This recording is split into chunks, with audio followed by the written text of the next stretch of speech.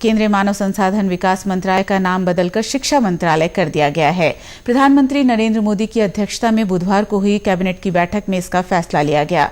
साथ ही नई शिक्षा नीति को मंजूरी दी गई है। नई शिक्षा नीति के तहत स्कूल एजुकेशन में बड़े बदलाव किए गए हैं। आर्ट, साइंस और कॉमर्स की बाध्यता को समाप्त कर अपने मनपसंद विषयों को चुनने की सुविधा दी गई है।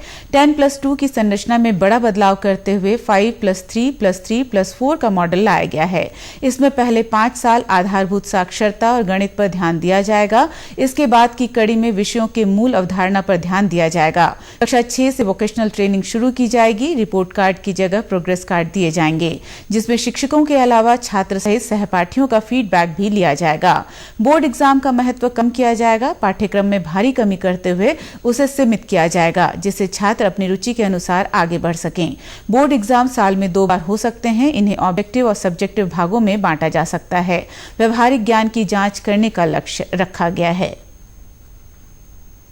दूसरा जो एक बहुत बड़ा इसमें निर्णय है वो है कि जो बुनियादी शिक्षा होती है, जो बच्चे 6 से 9 वर्ष के होते हैं, जो कक्षा 1 से 3 में पढ़ते हैं, उनके लिए बेसिक लिटरेसी यानी कि साक्षरता, बेसिक न्यूमरेसी जो संख्या ज्ञान होता है, इन दोनों चीजों के ऊपर फोकस करते हुए एक नेशनल मिशन सेटअप किया जाएगा जो सिर्फ इस चीज के ऊपर फोकस करेगी और पूरे देश के बच्चों की ट्रैकिंग करके वो बच्चे कक्षा 3 तक फाउंडेशनल लिटरेसी और न्यूमरेसी को अचीव कर लें, ये उसका ऑब्जेक्टिव रहेगा। वहीं उच्च शिक्षा में स्नातक स्तर पर व्यापक बदलाव किए गए हैं। अब छात्र को मल्टीपल एंट्री और एग्जिट की अनुमति मिल सकेगी।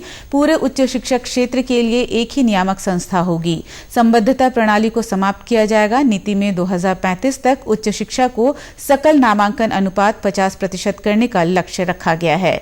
नेशनल एजुकेशनल टेक्नोलॉजी फोरम का गठन किया जाएगा, जिससे टेक्नोलॉजी की मदद से शिक्षा को बढ़ावा दिया जा सके। वहीं मानव संसाधन विकास मंत्री डॉक्टर रमेश पोखरियाल निशंक ने कहा कि व्यापक परिचर्चा के बाद नई शिक्षा नीति को मंजूरी दी गई है।